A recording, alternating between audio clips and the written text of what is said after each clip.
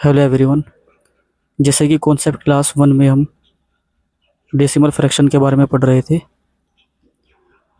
आज हम comparison of fractions के बारे में पढ़ेंगे।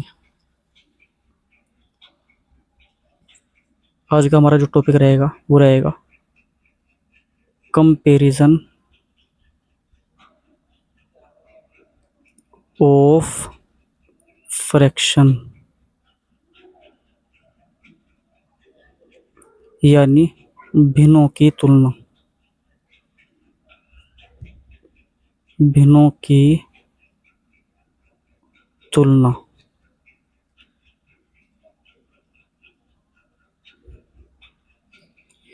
यानी कि जैसे भिन्न दी हुई होती है ना, फ्रैक्शन दिए हुए होते हैं, कहता है कौन सा फ्रैक्शन बड़ा होगा, कौन सा फ्रैक्शन छोटा होगा। ये एग्जाम में बहुत बार पूछे जाते हैं। ये ज़्यादातर ये जो यूज़ होते हैं वो होते हैं असेंडिंग ऑर्डर और डिसेंडिंग ऑर्डर में। जैसा फॉर एग्जांपल मैं सबसे पहले फ्रैक्शन ले लेता हूँ। फ्रैक्शन है हमारे पास 2/5, 4/7, 1/4, 7/10। ये कुछ फ्रैक्शंस है।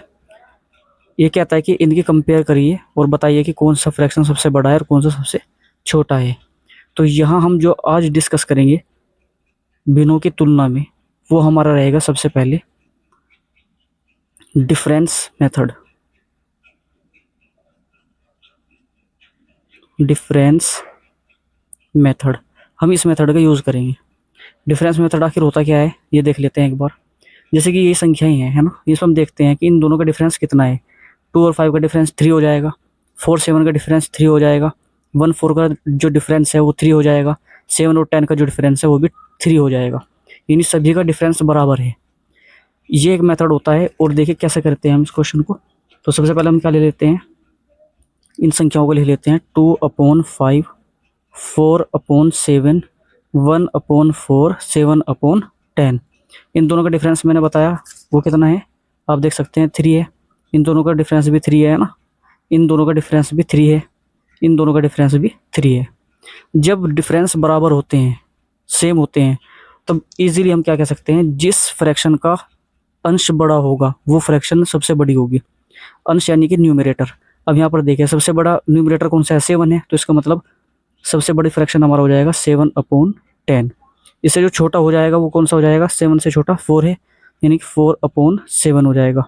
इससे छोटा जो फ्रैक्शन होगा वो हो जाएगा 2/5, और सबसे छोटा जो फ्रैक्शन होगा 1/4 हो जाएगा। ये हमने इजीली कब बताया, जब हमने डिफरेंस देखा कि डिफरेंस सबके बराबर है, तब हम इजीली ऐसे हम कर सकते हैं। बाई चांस ऐसा हो जाए कि डिफरेंस सेम ना हो, डिफरेंस अलग अलग हो जाए, तब हम क्या करेंगे, हम कोई नेक्स्ट क्वेश्चन देखते हैं। एग्जाम्पल 2 ले लेते हैं, और एग्जाम्पल और लेते हैं, और एग्जाम्पल में हम कोई संख्या ले लेते हैं। फॉर एग्जाम्पल मैंने दिया, जैसे कि यहाँ पर 2/5 है मान लिया। नेक्स्ट है 4/5। नेक्स्ट हो जाएगा, मान लिया हमारे हमने नेक्स्ट ले लेते हैं फ्रैक्शन 3/2 और 7/10। ये हमने फ्रैक्शन ले लिए। अब यहाँ पर देखिए इनका डिफरेंस क्या क्या है। इसका इन दोनों का जो डिफरेंस है वो कितना है, 3 है। इन दोनों का डिफरेंस 1 है, इन दोनों का डिफरेंस 1 है, इन दोनों का डिफरेंस 3 है। अब देखिए यहाँ पर डिफरेंस जो है वो अलग अलग है। जब ऐसा हो कि डिफरेंस अलग अलग हो जाए, तब हम क्या करेंगे, इन सभी डिफरेंसेस का, जितने भी डिफरेंस है, जितने भी अंतर हैं, इनका एलसीएम ले लेंगे। इनका एलसीएम हमारे पास क्या आ जाएगा, ये 3 1 1 और 3, यानी कि हमारा एलसीएम आ जाएगा 3 आ जाएगा। अब क्या करेंगे, अब हम एलसीएम को इन ये जो डिफरेंस है उनसे डिवाइड करेंगे। यानी एलसीएम 3 है, 3 को सबसे पहला अंतर कितना है, 3 है, 3 से डिवाइड करेंगे तो ये 1 आ जाएगा। दूसरा देखिए एलसीएम 3 है और डिफरेंस कितना है, 1 है, 1 से 3 को डिवाइड करेंगे ये 3 आ जाएगा। 1 से 3 को डिवाइड करेंगे 3 आएगा। यहाँ पर देखिए ये कितना है, 3 है, 3 से 3 को डिवाइड करेंगे ये 1 आ जाएगा। अब यहाँ पर देखिए सबसे पहले हम क्या देखते हैं, सबसे बड़ा फ्रैक्शन कौन सा हो जाएगा, अब यहाँ पर दो है, देखो ये भी थ्री है, ये भी थ्री है, दोनों सेम है। जब सेम वैल्यू आ जाती है तब उसमें हम क्या करेंगे, मैंने बताया था कि जो अंश बड़ा होगा वो फ्रैक्शन बड़ा होगा। ये दोनों सेम है, लेकिन इनके अब ये फ्रैक्शन को देखिए, इसका फ्रैक्शन है 4/5, इसका फ्रैक्शन है 3/2। दोनों में अंश किसका बड़ा है, 4/5 का बड़ा है, तो इसका मतलब सबसे बड़ा फ्रैक्शन कौन सा हो जाएगा, 4/5 हो जाएगा। फिर इससे छोटा कौन सा हो जाएगा, सेकंड वाला हो जाएगा, यानी 3/2 हो जाएगा। इससे छोटा कौन सा फ्रैक्शन हो जाएगा, अब यहाँ पर देखिए ये 1 है, ये भी 1 है, दोनों सेम है। अब इन दोनों में फ्रैक्शन में कौन सा बड़ा होगा, मैंने बताया था जिसका अंश बड़ा हो जाएगा, यानी अंश 7/10 है, तो इससे छोटा हो जाएगा 7/10, और सबसे छोटा हो जाएगा यहाँ पर 2/5। उम्मीद है क्वेश्चन भी आपके समझ में आया होगा इजीली। तो इस प्रकार हम क्या करते हैं, फ्रैक्शन की कंपेयर करते हैं, कंपैरिजन करते हैं। ये बहुत अच्छा मेथड है, इस मेथड को आप लोग को सीखना चाहिए। नेक्स्ट देखते हैं, कुछ एग्जांपल्स आपको खुद लेने हैं और खुद करके देखना है, प्रैक्टिस करनी है, यानी कि ये पूछे जाते हैं एग्जाम में। नेक्स्ट जो मेथड आता है वो आता है क्रॉस मल्टीप्लिकेशन मेथड। अब उसमें क्या होता है ये देखिए,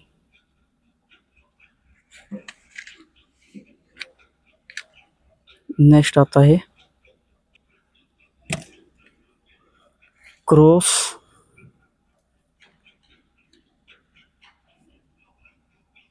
मल्टीप्लिकेशन मेथड।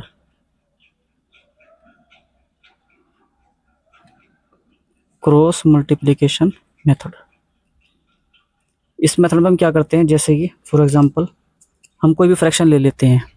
फ्रैक्शन मैंने लिया 2/5, और एक नेक्स्ट ले लिया हमने 4/7। हमें पता करना है कि दोनों में कौन सा फ्रैक्शन ऐसा है जो बड़ा है, तो हम क्या करते हैं, क्रॉस मल्टीप्लाई कर लेते हैं। 2 की मल्टीप्लाई 7 में करते हैं, 2 7 ज़ा 14 आ जाएगा। 4 की मल्टीप्लाई 5 में करते हैं, क्रॉस मल्टीप्लाई 4 5 ज़ा 20 आ जाएगा। अभी देखते हैं दोनों में बड़ा कौन सा है, 20 बड़ा है, तो इसका मतलब ये वाला फ्रैक्शन बड़ा हो जाएगा।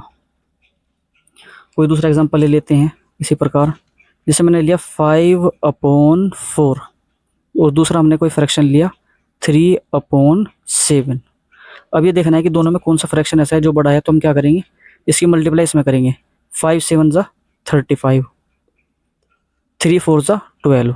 अब इन दोनों संख्याओं में कौन सी बड़ी है, 35 बड़ा है, तो इसका मतलब ये वाला फ्रैक्शन बड़ा हो जाएगा। तो इस प्रकार हम क्रॉस मल्टीप्लिकेशन से बहुत ही इजीली हम ये पता कर सकते हैं कि कौन सा फ्रैक्शन बड़ा होगा और कौन सा छोटा हो जाएगा। तो ये था आपका कंपैरिजन ऑफ फ्रैक्शंस। उम्मीद है आपके समझ में आया होगा। अब हम देखते हैं कुछ और इम्पोर्टेंट रिजल्ट्स देखते हैं, जैसे कि दशमलव संख्याओं के अंदर दशमलव को हम कैसे हटाते हैं। हालांकि मैंने बताया था पहले, कॉन्सेप्ट क्लास 1 को आपको ज़रूर देखना है, उसमें मैंने बहुत बेसिक चीज़ें मैंने आपको बता रखी है। आज हम जो पढ़ रहे हैं कॉन्सेप्ट क्लास 2 पढ़ रहे हैं, इसमें भी हम बहुत ही इंपॉर्टेंट रिजल्ट्स पढ़ेंगे जो हमेशा काम आने वाले हैं, चाहे रेलवे का एग्ज़ाम हो, चाहे यूपी टेट हो, सी टेट हो, किसी भी टीचिंग एग्ज़ाम के लिए भी, हर एक टीचिंग एग्ज़ाम के लिए भी बड़ा इंपॉर्टेंट है। रेलवे एग्ज़ाम और ख़ासतौर पर पुलिस के जितने भी एग्ज़ाम्स होते हैं उनके लिए भी बड़ा ही इंपॉर्टेंट है। अब यहाँ पर देखिए, जैसे कि कोई संख्या लिखी हुई है, दशमलव संख्या, वो क्या है 8.45, और यहाँ से अगर हमें इस पॉइंट को यहाँ से हटाना है तो हम इसको क्या करते हैं, यहाँ पॉइंट को कुछ वक्त के लिए भूल जाते हैं, हम इसको डायरेक्ट लिखते हैं 845 अपॉन, और दूसरी साइड में क्या लिखते हैं, इस पॉइंट की जगह पे 1 लिखते हैं, और आगे जैसे कि 2 डिजिट है, 1 2 2 डिजिट है, जितने भी अंक होंगे उतनी हम यहाँ पर 0 लगा देंगे। अब हम डेसिमल नंबर्स के बारे में उन चीज़ों को पढ़ेंगे जो ख़ास तौर पर सी टेट और यूपी टेट के एग्ज़ाम में बहुत बार पूछे जाते हैं। पूछे तो और भी एग्ज़ाम में जाते हैं, लेकिन ख़ास तौर पर इनमें लगभग हर साल ही पूछे जाते हैं। आइए देखते हैं आखिर वो रिज़ल्ट क्या है। अब देखिए यहाँ से दशमलव है ना,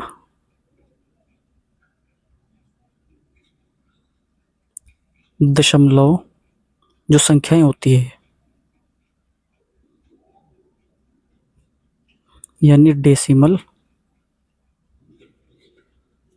जो नंबर्स होते हैं उनके बारे में देखते हैं ना। दरअसल जो दशमलव होते हैं, संख्या होती है, ये दो प्रकार की होती है ना। दशमलव संख्या कितने प्रकार की होती है? दो प्रकार की। एक तो होती है अवसानी, एक तो होती है अवसानी, या इसे को कहते हैं शांत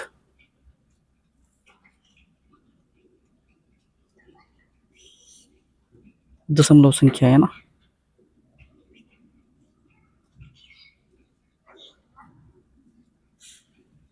दशमलव संख्याएं। और एक होती है अनवसानी या अशांत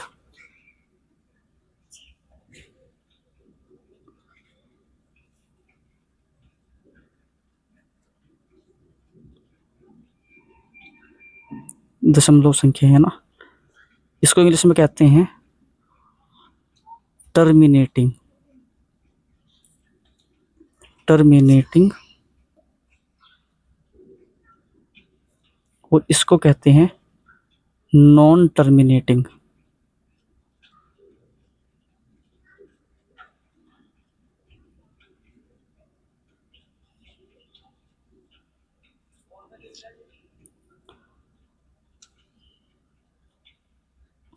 अब टर्मिनेटिंग कौन सी होती है और नॉन टर्मिनेटिंग कौन सी होती है, इनके बारे में देखते हैं। जो टर्मिनेटिंग होती है, इनका जो डिनोमिनेटर होता है, याद रखना है, जो इनका डिनोमिनेटर यानी जो हर होता है, इनके डिनोमिनेटर में या तो इनका डिनोमिनेटर 2 से डिवाइड हो जाएगा ना, डिवाइड्स बाय 2, या तो 2 से डिवाइड होगा या 5 से होगा, या 2 एंड 5 दोनों से हो जाएगा। ये बात याद रखनी है। ये बात किसके लिए है? टर्मिनेटिंग के लिए। ये कैसी होती है? यानी कि टर्मिनेटिंग वो होती है जिनको डिवाइड करते हैं और पूरा पूरा डिवाइड हो जाती है। जैसे फॉर एग्जांपल मैं एक संख्या ले लेता हूँ 1.25। ये संख्या कैसी है? ये दशमलव संख्या ऐसी है जो टर्मिनेटिंग है, मतलब 1.25 के बाद अब ये रिपीट नहीं हो रही यहाँ पर, है ना, यहाँ पर रुक जाती है। यदि हम इसको फ्रैक्शन में कन्वर्ट करें, सिंपल फ्रैक्शन में, तो हम कैसे करते हैं? मैंने अभी बताया था कि दशमलव को हटाएंगे तो उसके जगह क्या लगा लिखेंगे? हर में 1 लिखेंगे। इसके आगे 2 अंक है, 2 डिजिट है, तो 2 0 लगाएंगे। अब इसको क्या करेंगे? सिंपलेस्ट फॉर्म में कन्वर्ट करेंगे। तो इसको 25 से डिवाइड करेंगे, 5 टाइम्स हो जाएगा, इसको डिवाइड करेंगे 4 टाइम्स हो जाएगा, यानी ये आ जाएगा हमारा, ये आ जाएगा हमारा 5/4 हो जाएगा। ये तो किसके लिए था? ये था हमारा अवसानी के लिए या शांत दशमलव संख्याओं के लिए। इंग्लिश में इनको कहते हैं टर्मिनेटिंग, मैंने ये बताया है ना। डिनोमिनेटर को देखिए आप, ये 2 से भी डिवाइड हो रहा है, 5 से भी डिवाइड हो रहा है ना। मैंने बताया था तो 2 से डिवाइड होगा या 5 से डिवाइड होगा, या 2 और 5 दोनों से डिवाइड हो जाएगा। तो एक बात तो है ही, है ना। अब आगे देखिए, अब बात करते हैं अनावसानी और अशांत दशमलव संख्या में। ये भी 2 प्रकार की होती है। ये भी कितने प्रकार की होती है? ये भी 2 टाइप्स की होती है ना, 2 प्रकार की होती है। नंबर 1 कौन सी होती है?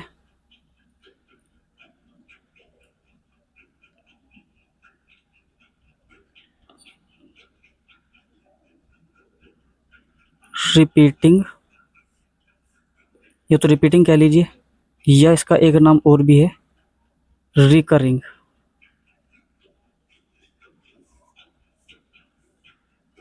रिकरिंग डेसिमल नंबर, है ना। एक तो ये होती है, इसको हिंदी में कहते हैं आवर्ती। एक तो होती है आवर्ती दशमलव संख्या, है ना। और एक होती है, ये तो रिपीटिंग था, यह रिकरिंग। एक होता है नॉन रिपीटिंग, नॉन रिपीटिंग या recurring, no sorry non recurring है ना, नॉन रिकरिंग। इसको हिंदी में कहते हैं, इसको आवर्ती कहते हैं, इसको कहते हैं अनावर्ती, इसको कहते हैं अनावर्ती। अब ये आखिर होते कैसे हैं, जैसे कि इसका एग्जांपल क्या है, 0.33333333, यानी ये कहीं भी ख़त्म नहीं हो रही है ना। और क्या है, ये क्या हो रही है, रिपीट हो रही है, 3 के बाद फिर 3, फिर से 3, फिर से 3, 3, 3, 3, इसलिए इनको क्या कहते हैं, ये रिपीटिंग है, या इसी को क्या कहते हैं, रिकरिंग भी कहते हैं। एक तो ये है यानी आवर्ती। इसका एग्जाम्पल के तौर पर अगर हम देखें तो इसका एग्जाम्पल क्या हो जाएगा, इसका एग्जाम्पल हो जाएगा हमारा जैसा कि 0.123675012 डॉट, यानी ये संख्या है जो क्या हो रही है, रिपीट नहीं हो रही है। देखिए 1 के बाद 2 है, 2 के बाद 3 है, 3 के बाद 6 है, 6 के बाद 7 है, 5 है, 0 है, फिर 1 है, फिर 2 है, 2 के बाद मान लिया फिर ये 9 आ जाता है, फिर और भी संख्या आ जाएगी। यानी कि क्या हो रहा है, ये रिपीट नहीं होती है ना, ये अलग अलग संख्याएं होती है, लेकिन यहाँ पर क्या है, ये रिपीट हो रही है, तो इसलिए इसको क्या कहते हैं, रिपीटिंग कहते हैं। ये कैसी संख्या है, ये संख्या क्या हो रही है, रिपीट नहीं हो रही है ना, इसलिए इसको क्या कहते हैं, नॉन रिपीटिंग या नॉन रिकरिंग कहते हैं। ये दोनों आती कहाँ है, दोनों आती है नॉन टर्मिनेटिंग के अंदर, क्योंकि देखिए ये भी टर्मिनेट नहीं हो रही है ना, ये भी टर्मिनेट नहीं हो पा रही है। अब जो ये वाली जो फ्रैक्शन होते हैं, ये जो डेसिमल फ्रैक्शन है, इनको हम क्या कर सकते हैं, पी बाई क्यू की फॉर्म में कन्वर्ट कर सकते हैं ना, यानी इसको सिंपल फ्रैक्शन में कन्वर्ट किया जा सकता है। लेकिन जो नॉन रिपीटिंग और नॉन रिकरिंग होती है, इनको हम सिंपल फ्रैक्शन में कन्वर्ट नहीं कर सकते। ये बात इंपॉर्टेंट है, इसको याद रखनी है। यानी कि हम क्या कर सकते हैं, जो टर्मिनेटिंग फ्रैक्शन है उनको तो हम कर ही सकते हैं, जो टर्मिनेटिंग डेसिमल फ्रैक्शन है उनको तो हम पी बाई क्यू की फॉर्म में कन्वर्ट कर ही सकते हैं। साथ ही साथ रिपीटिंग जो है, रिपीटिंग हो या फिर रिकरिंग हो, उनको भी हम पी बाई क्यू की फॉर्म में कन्वर्ट कर सकते हैं, यानी कि सिंपल फ्रैक्शन में कन्वर्ट कर सकते हैं। लेकिन जो नॉन रिपीटिंग और नॉन रिकरिंग है, उनको हम पी बाई क्यू की फॉर्म में कन्वर्ट नहीं कर सकते। ये बात याद रखते हैं, यानी कि इसको हम क्या कर सकते हैं, can not change in the form of P by Q, इसको चेंज नहीं कर सकते हैं, जबकि इसको कर सकते हैं। ये बात पूछी जाती है एग्जाम में, इसको याद रखनी है। और मैं बताऊंगा कि किस प्रकार क्वेश्चन को पूछते हैं, ये बात भी मैं आपको बताऊंगा। अब जैसे कि यही है ना, इस संख्या को देखिए, इसको मैं क्या लिख सकता हूँ, इसी संख्या को मैं लिख सकता हूँ 0.3, जो रिपीट होता है उसके ऊपर हम एक बार लगा देते हैं। इसका मतलब 3 क्या है, बार बार रिपीट हो रहा है, तो बार बार संख्या को ना लिख के हम क्या करते हैं, उसके ऊपर एक बार लगा देते हैं। इसको अगर हमें फ्रैक्शन में कन्वर्ट करना होता है तो हम कैसे करते हैं, इसी बात को मैं क्या लिख सकता हूँ, ये 0.3 बार है, तो यहाँ पर पॉइंट को भूल जाते हैं, सिंपल 3 लिखते हैं अपॉन में। अब देखिए यहाँ पर पॉइंट के बाद केवल एक ही अंक ऐसा है जो बार बार रिपीट हो रहा है, वो है 3। जब एक ही अंक रिपीट होगा बार बार, तो उसकी जगह पर हम एक 9 लगा देंगे, एक 9 लिखेंगे।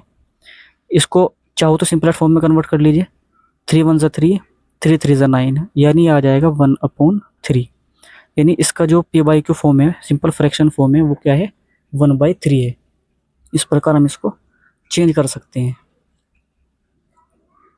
तो मैंने क्या बताया, मैंने आपको बताया कि दशमलव संख्या कैसी होती है, 2 प्रकार की होती है। एक तो कौन सी, अवसानी शांत, एक होती है अशांत, यानी एक टर्मिनेटिंग, एक नॉन टर्मिनेटिंग। टर्मिनेटिंग में क्या होता है, जिसका डिनोमिनेटर डिवाइड हो जाता है 2 और 5, इन दोनों में से किसी एक से या दोनों से।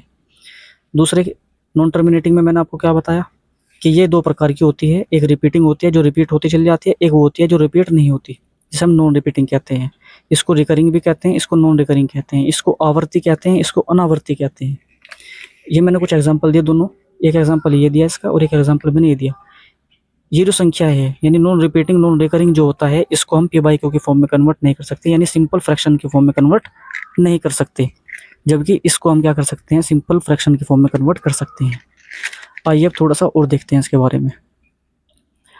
ये जो संख्या होती है, इस संख्या को क्या कहते हैं, इन संख्याओं को हम कहते हैं अपरिमेय संख्याएं। आपने पढ़ा होगा अपरिमेय संख्या किसे कहते हैं, अपरिमेय संख्याएं भी नहीं कहते हैं ना, संख्याएं है ना, यानी इरेशनल नंबर्स, इरेशनल नंबर इसको हम कहते हैं। तो इनको हम क्या कहते हैं? इरेशनल नंबर कहते हैं। क्योंकि दो तरह के नंबर होते हैं, एक तो रैशनल होते हैं और दूसरे इरेशनल। तो हम क्या कहते हैं? इनको इरेशनल नंबर कहते हैं। जो हमने डिस्कस किया आज, ये सब डिस्कस हमने अभी तक कर लिया है ना। अब आगे देखते हैं। अब यहाँ पर देखिए, इनको हम पी बाई क्यू की फॉर्म में कन्वर्ट कर सकते हैं और इनको भी हम पी बाई क्यू की फॉर्म में कन्वर्ट कर सकते हैं।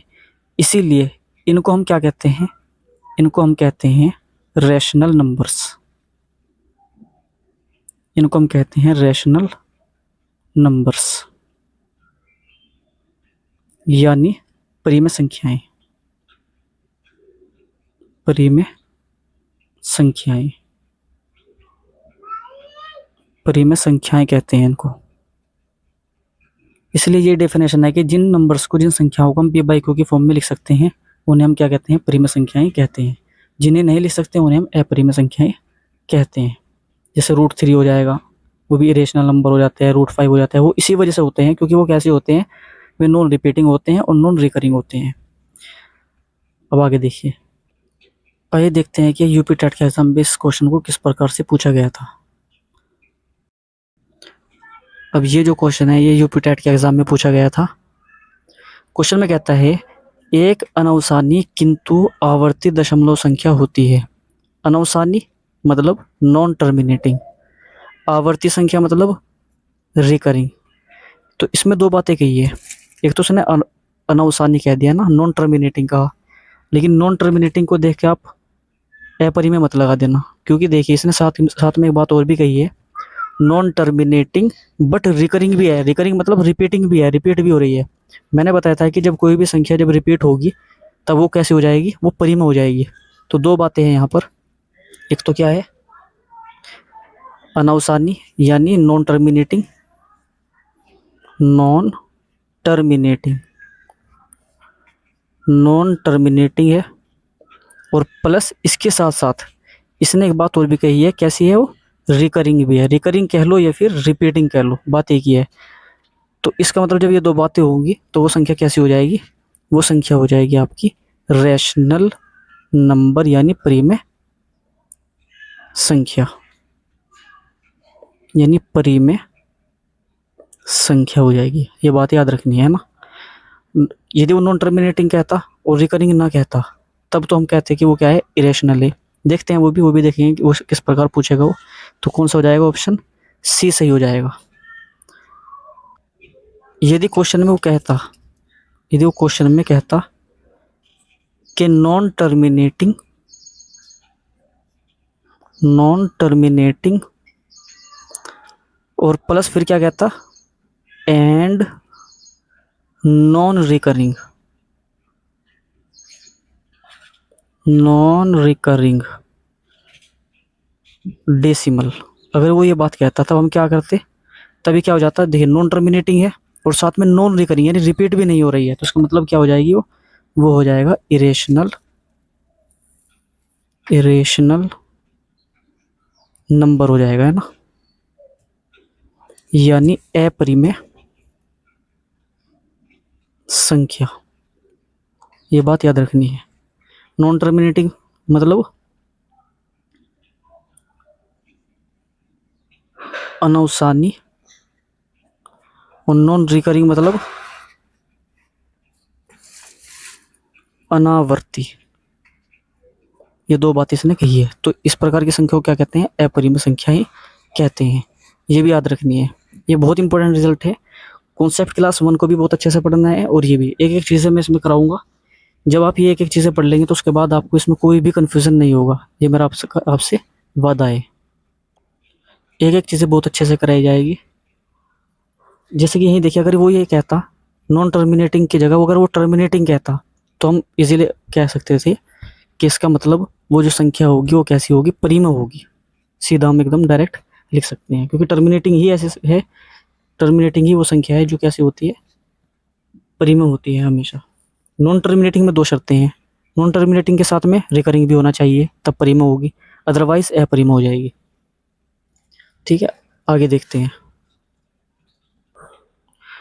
अब जैसे कि एक एग्जांपल देखिए, एग्जांपल हमारे पास है 1.23 बार। अब देखिए इसका मतलब ये होगा 23 बार का, इसका मतलब ये जो संख्या है ये 23 जो है बार बार रिपीट हो रहा है ना।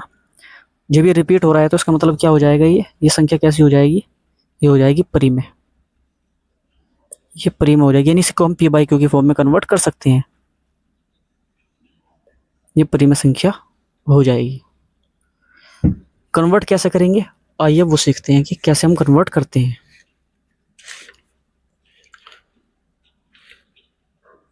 अब देखिए यहाँ से कोई भी क्वेश्चन ले लेते हैं, जैसे कि चलो मैं ले लेता हूँ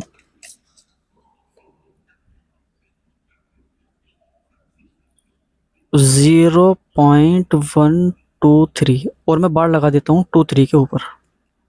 इसके ऊपर मैं बार लगा देता हूँ। इसको मुझे चेंज करना है सिंपल फ्रैक्शन की फॉर्म में, है ना। तो अब हम यहाँ पर क्या करेंगे, सबसे पहले इस डेसिमल को भूल जाएंगे। सबसे पहले हम एक नंबर लिखेंगे सिंपल 123। ये पूरी संख्या है, ऐसे लिख देंगे एज इट इज। अब इसमें से हम क्या करेंगे, जिसके ऊपर बार है उसके अलावा जिसके ऊपर बार नहीं है, अब देखिए 1 के ऊपर तो बार नहीं है लेकिन 23 के ऊपर बार है, यानी कि 23 की तो पूरी इज्जत है ना। इसके ऊपर तो इसे तो छत दी हुई है ना, इज्जत किसकी नहीं है यहाँ पर, 1 की कोई इज्जत नहीं है। तो काम करते हैं, इसको साइड कर दीजिए, यानी कि इसको माइनस कर दीजिए। जिसके ऊपर क्या नहीं होगा, बार नहीं होगा, उसको माइनस करेंगे अपॉन। अब ये देखते हैं कितने अंकों के ऊपर बार है, एक दो, दो अंकों के ऊपर छत्ती है ना, तो 2 अंक यानी 2 बार 9 लिखेंगे। कितने अंक के ऊपर छत नहीं है यानी बार नहीं है, एक के नहीं है तो एक जीरो लगाएंगे, बस ये मेथड हो जाएगा। इस इन दोनों को माइनस करेंगे तो हो जाएगा 123/990, ये हो जाएगा। चाहो तो इसको सिंपलेस्ट फॉर्म में कन्वर्ट कर लीजिए, दोनों को 2 से डिवाइड कीजिएगा, ये आ जाएगा 61। इसको डिवाइड करेंगे, ये हो जाएगा 495, यानी 61/495 हो जाएगा। ये आ जाएगा आपका, ये सिंपल फ्रैक्शन के फॉर्म में हो जाएगा ये। इसी प्रकार कोई एक और एग्जांपल ले लेते हैं। एक एग्जांपल मैं लेता हूँ, मान ले लेते हैं हम 0.125 और 5 के ऊपर मैं बार लगा देता हूँ यहाँ पर। ये क्या हो जाएगा, दैट इज, मैंने क्या बताया, सबसे पहले पॉइंट को भूल जाइए और इसको सिंपल लिखिए 125। इसमें से माइनस किसको करना है, जिसकी इज्जत नहीं है। अब यहाँ पर इज्जत किसकी नहीं है, किसके ऊपर छत नहीं है, 12 की, यानी इसमें से 12 को माइनस करेंगे, डिवाइड कर देंगे इसको किससे। अब हम देखते हैं कितने अंकों के ऊपर बार है, केवल एक ही अंक के ऊपर बार है तो एक बार 9 लिखेंगे। कितने अंकों के ऊपर बार नहीं है, 2 के ऊपर नहीं है, तो यानी कि 2 जीरो लगा देंगे यहाँ पर। अब इन दोनों को माइनस करेंगे तो क्या आ जाएगा, 5 में से 2 को माइनस करेंगे तो 3 आ जाएगा, 113/900, ये हो जाएगा आपका पी बाई क्यू फॉर्म, यानी सिंपल फ्रैक्शन की फॉर्म में ये इससे कन्वर्ट हो जाएगा। लेकिन कभी कभी अगर इस प्रकार का क्वेश्चन पूछ लिया जाए कि यदि, चलो हम इसी को ले लेते हैं नेक्स्ट एग्जांपल, वो यानी 1.23 के ऊपर बार। अब यहाँ पर बार किसके ऊपर है, 23 के ऊपर बार है। अब 1 अलग है ना, ये पूर्णांक है अलग है ना, तो हम क्या करते हैं, इसी संख्या को हम लिख सकते हैं 1 प्लस 1 को अलग लिखा और 0.23 बार को मैंने अलग लिखा, इज इक्वल टू, ये क्या हो जाएगा, 1 तो एज इट इज रहेगा प्लस, यहाँ पर देखिए कितने अंकों के ऊपर बार है, सबसे पहले तो उसको सिंपल लिखिए 23 हो जाएगा। अब देखिए पॉइंट के बाद में कोई भी अंक ऐसा नहीं है जिसके ऊपर बार ना हो, तब हम क्या करेंगे, सिंपल इसकी जगह पर डिवाइड में क्या लिखेंगे, 2 अंकों के ऊपर बार है तो 2 बार 9 लिखेंगे। अब कोई संख्या ऐसी नहीं है जिसके ऊपर बार ना हो तो इसका मतलब जीरो तो नहीं लगाएंगे, केवल यही आ जाएगा, इज इक्वल टू, इसकी मल्टीप्लाई इसमें करेंगे, उसमें इसको ऐड कर देंगे तो क्या हो जाएगा, 122 हो जाएगा और डिवाइड हो जाएगा, नीचे क्या है 99, यानी ये कन्वर्ट हो गए, चेंज हो गए, इस फॉर्म में आ जाएगी, है ना। तो इस प्रकार हम क्या करते हैं, इस प्रकार के जो डेसिमल नंबर्स होते हैं उनको हम पी बाई क्यू की फॉर्म में ऐसे कन्वर्ट कर लेते हैं, यानी साधारण भिन्न के रूप में ऐसे हम कन्वर्ट इनको कर लेते हैं। उम्मीद है ये आपके समझ में आया होगा। तो इस प्रकार हमें क्वेश्चंस को करना है। अब हम सीखते हैं कि दशमलव संख्याओं को कैसे ऐड करते हैं।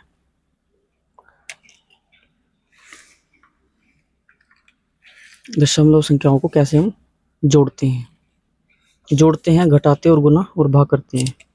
देखिए नंबर 1 तो सबसे पहले हम क्या करेंगे, ऐड करना सीखेंगे, यानी कि योग करना है ना, सम।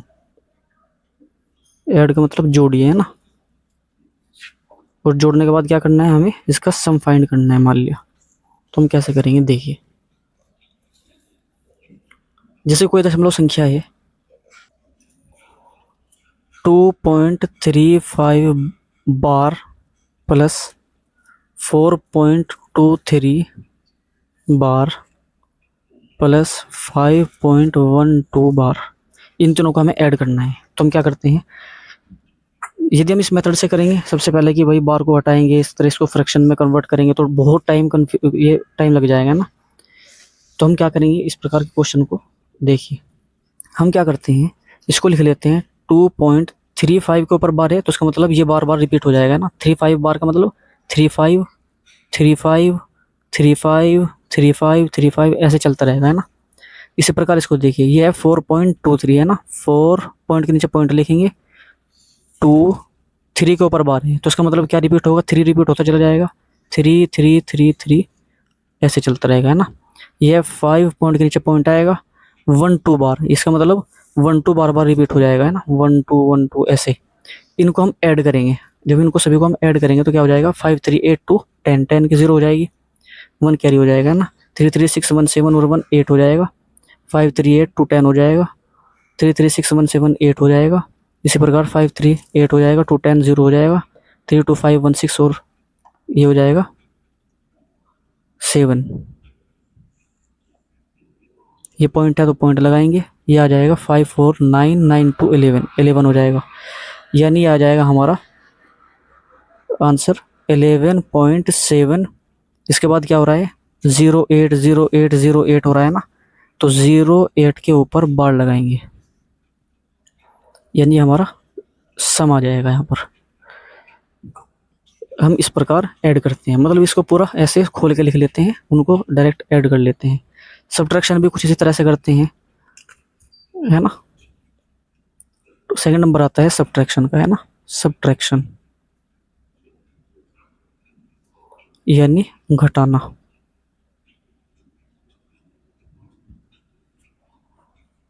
तो देखिए कैसे करते हैं, जैसे कोई संख्या है मान लिया 4.23 बार, इसमें से माइनस करना है 2.35 बार को, तो कैसे करेंगे, दैट इज, इसको हम एज इट इज ऐसे लिखेंगे जैसे हमने यहाँ पर लिखा था है ना, यानी 4.23 के ऊपर बार है तो इसका मतलब 3 बार बार रिपीट हो जाएगा। यहाँ पर देखिए 2.35 के ऊपर बार है तो यानी कि 2 को यहाँ लिखेंगे, पॉइंट के नीचे पॉइंट लगाएंगे, और 3 5 का मतलब 3 5 बार बार रिपीट होता चला जाएगा है ना। ऐसे एक बार और लिखना चाहो तो लिखो, वरना रहने दो। दोनों को माइनस करते हैं तो 3 में से 3 को माइनस करेंगे 0 हो जाएगा, 13 में से 5 को माइनस करेंगे तो 8 आ जाएगा। ये कितना है यहाँ पर, ये 2 है ना, 12 में से 3 को माइनस करेंगे 9 आएगा, ये आ जाएगा 2, यहाँ पर हो जाएगा 12, 12 में से 5 को माइनस करेंगे ये 7 आ जाएगा, ये है 1, 11 में से 3 को माइनस करेंगे 8 आएगा, ये पॉइंट आएगा, ये 1 आएगा, यानी ये आ जाएगा हमारा है ना। दोनों को सब्ट्रैक्ट करने के बाद ये हमारा आंसर आ जाएगा। ऐसे हम घटाते हैं, ये घटाने का मेथड है। इस प्रकार गुना करने का देखते हैं कि मल्टीप्लाई हम कैसे करते हैं। थर्ड आता है हमारा मल्टीप्लिकेशन, मल्टीप्लिकेशन यानी गुणा। मल्टीप्लाई में क्या करते हैं, जैसे 4.23 बार मल्टीप्लाई करो 1.2 बार, इसकी मल्टीप्लाई करनी है ना। तो हम कैसे करते हैं, अब हम क्या करेंगे, इसमें इसको सोल्व करते हैं। सबसे पहले ये क्या हो जाएगा, इसको सिंपल फ्रैक्शन में जब हम कन्वर्ट करेंगे तो हो जाएगा 423 माइनस 42 अपॉन, नीचे कितना आ जाएगा 9, और इसके आगे एक डिजिट तो नहीं 0, ये आ जाएगा ना। अब यहाँ पर देखिए मल्टीप्लाई, इसको हम लिख सकते हैं 12 माइनस, ये हो जाएगा 1 अपॉन 9,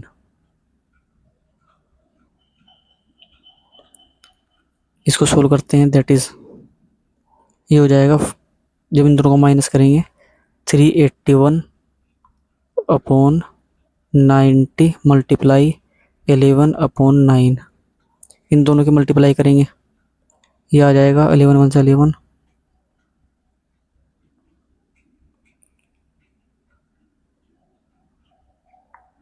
अपॉन 810, यानी ये आ जाएगा दोनों की मल्टीप्लाई करने के बाद।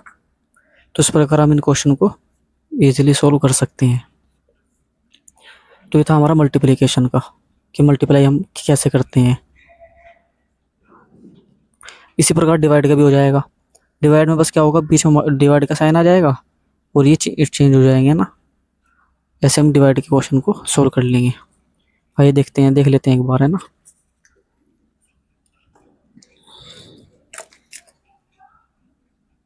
यानी डिवीजन, भाग।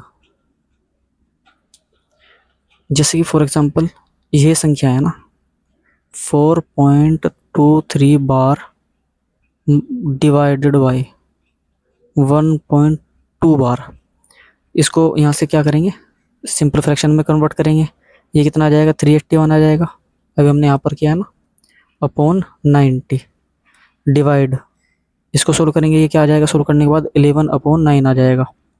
यहाँ डिवाइड की जगह पे हम क्या लगाते हैं, मल्टीप्लाई लगाएंगे। जैसे हम यहाँ मल्टीप्लाई लगाएंगे तो ये ऊपर चला जाएगा, 11 नीचे आ जाएगा। अब यदि कोई डिवाइड हो रहा है इसको डिवाइड कर लीजिए, 9 से इसको डिवाइड करेंगे 10 टाइम्स हो जाएगा। क्या 11 से 381 डिवाइड हो जाएगा, ये नहीं होगा, है ना। तो ये क्या आ जाएगा आपका, इसकी मल्टीप्लाई ये करेंगे तो 381 अपॉन 10 की मल्टीप्लाई इसमें करेंगे 110 आ जाएगा। ये आ जाएगा सोल्व करने के बाद। तो आज हमने क्या क्या सीखा, एडिशन भी सीखा, सब्ट्रैक्शन, मल्टीप्लिकेशन और डिवीज़न हमने आज ये भी सीख लिए। एक बार हम देख लेते हैं कि क्या क्या आज हमने किया है। पहले हम एक टॉपिक और देख लेते हैं, जो हमारा एक टॉपिक और रह गया था कंटिन्यूड फ्रैक्शन के बारे में ना, वो रह गया था। अभी इसको देख लेते हैं आखिर वो क्या होता है। कंटिन्यूड फ्रैक्शन देखिए बहुत इजी होता है। तो खैर ये आपने बहुत बार देखा होगा, रेलवे के एग्जाम में इस प्रकार के कुछ क्वेश्चन देखे होंगे कि 1 + 1 अपॉन 1 + 1 अपॉन 1 + 1 अपॉन 2। ये कहता है कि इसकी वैल्यू क्या होगी। ये जो फंक्शन होते हैं, ये वाले जो फ्रैक्शन होते हैं, ये होते हैं कंटिन्यूड, है ना। कैसे करते हैं, इसकी मल्टीप्लाई इसमें करते हैं, जो आएगा उसको इसमें ऐड करते हैं, फिर जो आ जाएगा उसको चेंज कर लेते हैं ना। कैसे देखिए, इक्वल टू 2 × 1 = 2, 1 और 1 कितना, 2 × 2 और 1 कितना हो जाएगा 3। ये हो जाएगा 3/2, उसको हम चेंज कर देंगे, जो ऊपर लेकर आएंगे, ये हो जाएगा 2/3। अब यहाँ पर देखिए 3 की मल्टीप्लाई 1 में करेंगे, 3 × 1 = 3 और इसके बाद में क्या करेंगे, 2 को ऐड करेंगे, ये कितना आ जाएगा 5/3 आ जाएगा। उसको चेंज करेंगे, 5/3 को हम क्या लिख देंगे यहाँ पर 3/5। अब इसकी मल्टीप्लाई इसमें करेंगे, 5 × 1 = 5 और 3 को ऐड करेंगे, हो जाएगा 8, 8/5 आ जाएगा। लास्ट आंसर आ जाएगा 8/5। इस प्रकार हम इन क्वेश्चंस को करते हैं। ये क्या होते हैं, इन्हें कहते हैं हम कंटिन्यूड फ्रैक्शन। आइए देखते हैं क्या क्या आज हमने डिस्कस किया है। एक तो कंपैरिजन ऑफ फ्रैक्शंस के बारे में डिस्कस किया, है ना। डेसिमल फ्रैक्शन किस प्रकार के होते हैं ये हमने डिस्कस किया। इसके बाद हमने जो डिस्कस किया ये था, है ना, और अनावसानी जो होती है टर्मिनेटिंग संख्याएं और नॉन टर्मिनेटिंग जो नंबर्स होते हैं उनके बारे में ये देखिए। आज हमने ये भी पढ़ा, इनको हम कैसे चेंज करते हैं। दशमलव संख्याओं के ऊपर यदि बार हो तो उसको हम कैसे सोल्व करेंगे। इसमें सब्ट्रैक्शन कैसे करते हैं, मल्टीप्लिकेशन कैसे करते हैं, एडिशन कैसे करते हैं। और एक टॉपिक हमने जो पढ़ा है कंटिन्यूड फंक्शन जो फ्रैक्शन था, इसके बारे में हमने कंटिन्यूड फ्रैक्शन के बारे में हमने पढ़ा। तो आज हमने ये सब पढ़ा है ना। तो ये आज आपकी कॉन्सेप्ट क्लास 2 थी। उम्मीद है तमाम कॉन्सेप्ट जो आज मैंने आपको बताए वो आपके सभी समझ में आए होंगे। यदि उसके बाद भी कोई भी कन्फ्यूज़न आपको रह जाता है तो आप कमेंट बॉक्स में कमेंट करके मुझसे पूछ सकते हैं। यदि आपने कॉन्सेप्ट क्लास 1 नहीं देखी तो आप सबसे पहले कॉन्सेप्ट क्लास 1 को देखिए, उसके बाद आपको ये वीडियो देखनी है। अब हम नेक्स्ट क्लास में एक्सरसाइज करेंगे, जो हमारी एक्सरसाइज है बुक के अंदर, ये जितने भी क्वेश्चन मैंने कराए हैं ये आपको हर एक, आप जब कंपटीशन में बैठे होंगे किसी एग्जाम को जब आपने दिया होगा वहाँ पर आपको ये क्वेश्चन देखने को मिले होंगे। बाकी जब हम एक्सरसाइज करेंगे उसमें से बहुत अच्छे अच्छे क्वेश्चन दिए हुए हैं, उन सभी क्वेश्चन को हम बहुत ईजिली कर लेंगे, अब है ना। तो दोनों क्लास उसको बहुत अच्छे से करके आना है और एक एक क्वेश्चन करना है ना। ये देखिए आप इस तरह के ये है ना, ये डेसिमल फ्रैक्शन के क्वेश्चन इसमें दिए हुए हैं बहुत अच्छे अच्छे। इन क्वेश्चंस को हम कल करेंगे नेक्स्ट क्लास में। तो उम्मीद है आपको वीडियो अच्छी लगी होगी। यदि आपको वीडियो अच्छी लगी हो तो वीडियो को लाइक करना, चैनल को सब्सक्राइब करना और अपने दोस्तों तक पहुंचाना। ऐसे ही हम धीरे धीरे रोज़ाना हम थोड़ा थोड़ा ऐसे करते चले जाएंगे और अपनी तैयारियों को मजबूती के साथ करेंगे। और हम एक ऐसी तैयारी करेंगे जिसमें हर एक कॉम्पिटिटिव एग्ज़ाम्स की आपकी प्रिपरेशन ईजिली हो जाएगी। क्योंकि इस चैनल पे ये नहीं है कि आपको केवल रेलवे की ही तैयारी कराई जा रही है, आपको हर एक चीज़ की, रेलवे भी होगा इसके अंदर, एसएससी भी होगा, ग्रुप डी एग्ज़ाम जो होते हैं रेलवे के उनके लिए भी होगा, या एनटीपीसी हो उसके लिए भी है, टीचिंग एग्ज़ाम कोई सा भी हो उसके लिए भी ये सभी बहुत इंपॉर्टेंट है। ये तमाम बातें जो मैं आपको पढ़ा रहा हूँ ये एक एक चीज़ें बहुत ही क्लियर जो मैं आपको करा रहा हूँ। ये सभी क्वेश्चंस आपको कम्पिटिटिव एग्ज़ाम्स में पूछे जाते हैं और आएंगे। वो आप देखेंगे जब आप यहाँ से पढ़ के जाएंगे तो आपको खुद महसूस होगा, जब आपके हर एक टॉपिक, आपको हर एक कन्फ्यूज़न, हर एक डाउट आपका क्लियर होता चला जाएगा, आप खुद महसूस करेंगे। तो ये मेरा आपसे वादा है, मैं ऐसे ही आपको रोज़ाना पढ़ाता रहूँगा। बस आपसे एक गुजारिश ये रहेगी कि आप मेहनत से पढ़ना, आपको मेहनत से पढ़ना है और तमाम चीज़ों को बहुत अच्छे से करके आना है। कंटिन्यू क्लासेस लेनी है। मिलते हैं नेक्स्ट क्लास में।